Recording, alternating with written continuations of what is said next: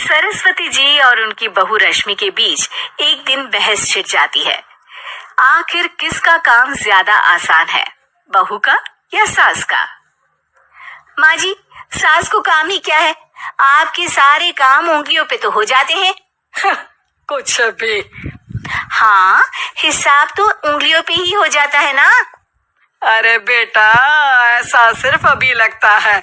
जो मुझे करना पड़ता है ना, वो तुझे करना पड़े तो समझ आएगा कि असली काम का पहाड़ कैसा होता है।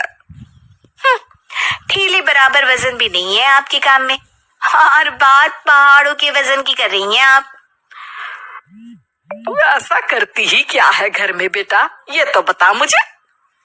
मैं थोड़ी ना कुछ करती हूँ, सब जादू से हो रहा है इस घर में। अरे एक दिन मेरा काम करोगी तो समझ आएगा।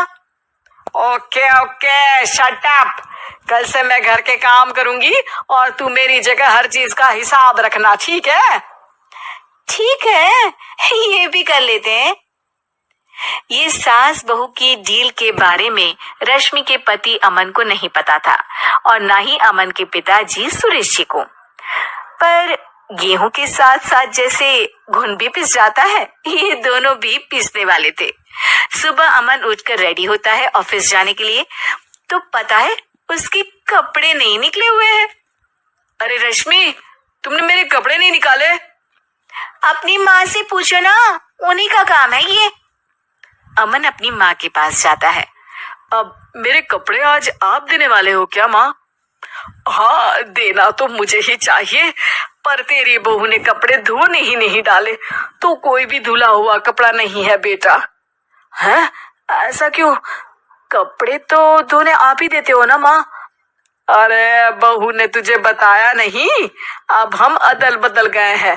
मैं अब बहू और तेरी बीवी सास। अमन परेशान हो गया। वो बिना इस्त्री के कपड़े पहनकर ऑफिस चला गया। सरस्वती जी अपने घुटने के दर्द के कारण झुककर घर साफ नहीं कर पा रही थी और ना ही खाना बनाना याद रख पाई। उधर रश्मि पहले ही दिन घर की चाबी घुमा चुकी थी और 300 रुपए का हिसाब अलग नहीं मिल रहा था। पर दोनों का ही घमंड कैलाश पर्वत से भी बड़ा था और दोनों ही खेमे एक दूसरे की बात मानने को बिल्कुल तैयार नहीं थे। शाम को जब सुरेश जी और अमन खाना खाने बैठते हैं तो सरस्वती जी उनके सामने गाजर और पपीते लाकर रख देती हैं। अरे माँ, ये क्या है? ख्याली पुलाव के साथ सलाद। माँ जी खाना बनाना भूल गई लगता है। अरे एक एक चमन्नी का हिसाब है मेरे पास, खाना बनाना कैसे भूल जाऊंगी? ये तो मैंने पढ़ा था कि फल फ्रूट खाने से सेहत अच्छी रहती है, इसीलिए ये ले, एक फल खा ले। रात को सुरेश जी और अमन अपनी मीटिंग बिठाते हैं अकेले में। बाबूजी, इनकी लड़ाई के कारण ना हमें ठीक से खाना मिल रहा है, उल्टा घर के सारे काम रुक गए हैं। हाँ बेटा, 2 भैंसों की लड़ाई में बेचारे खेत के पौधों का भी नुकसान हो रहा है। पर पापा, क्या बताऊं आपको, मैंने माँ को इस महीने की 2 तारीख को बिजली के बिल के पैसे दिए थे।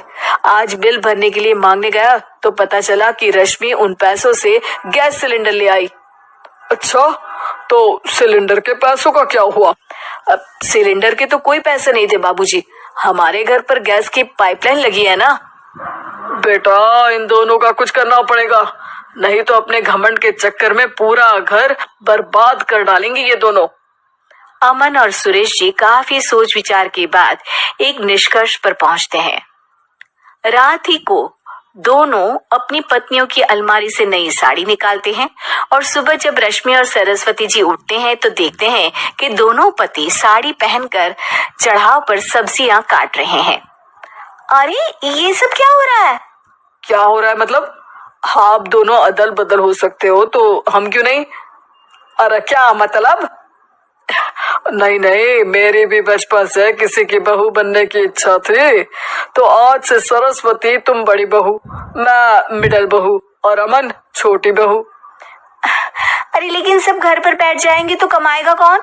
ये घर कैसे चलेगा? अब वो तो भैया या बाकी लोग जाने, अब हमने भी अदल बदल कर ही लिया है तो कुछ नहीं हो सकता। रश्मि और सरस्वती जी को समझ में आ जाता है कि उन दोनों की आपस की डील की वजह से इन दोनों को बहुत तकलीफ हो रही है और उनके ईगो ने दूसरों को कितनी यातनाएं दी है। अब असल में माँ जी आप सही थी, सास बनना बहुत मुश्किल है। अरे हाँ बेटा, और तू भी, मुझसे तो नहीं हो पाया सब घर के काम, वापस बदल ले क्या?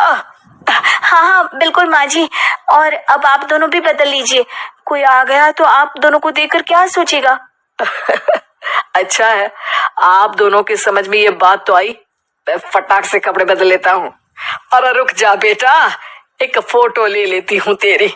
मेरी बेटी होती तो तेरे जैसी ही दिखती साड़ी में। और मेरा फोटो नहीं लोगी?